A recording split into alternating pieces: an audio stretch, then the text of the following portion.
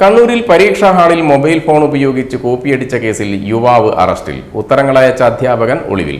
കാസർഗോഡ് പൈവളികെ കുരുടപദവിയിലെ സതൻകയ ഹൗസിൽ S ജനാർദ്ദനെയാണ് arrest ചെയ്തത്. KCB Vorkady സെഷനിലെ താൽക്കാലിക ജീവനക്കാരനാണ് ജനാർദ്ദന. ഈ മാസം 1-ന് മട്ടന്നൂർ പോളിടെക്നിക് കോളേജിൽ നടന്ന കേരള സർട്ടിഫിക്കറ്റ് എക്സാമിനേഷനിലാണ് മൊബൈൽ ഫോൺ ഉപയോഗിച്ച് കോപ്പിയടി നടന്നത്.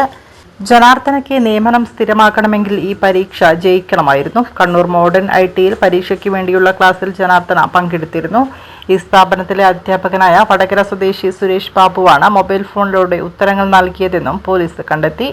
സുരേഷ് ബാബു ഒളിവിലാണ്. ഇയാൾ അഡ്മിനായുള്ള വാട്സാപ്പ് ഗ്രൂപ്പ് വഴിയാണ് ഉത്തരങ്ങൾ നൽകിയത്. ജനാർദ്ദനെ കൂടാതെ 21 പേർ കൂടി പരീക്ഷ എഴുതിയിട്ടുണ്ട്. ഇവർക്കും ഇത്തരത്തിൽ ഉത്തരം നൽകിയിട്ടുണ്ടോ എന്ന് സംശയമുണ്ട്. ഇത് സംബന്ധിച്ചും അന്വേഷണം നടത്തുകയാണ്. കൂത്തുപറമ്പ് ACP CB ടോമിന്റെ നേതൃത്വത്തിലുള്ള അന്വേഷണ സംഘമാണ് ജനാർദ്ദനെ അറസ്റ്റ് ചെയ്തത്. കോടതിയിൽ ഹാജരാക്കിയ പ്രതിയെ റിമാൻഡ് ചെയ്തു.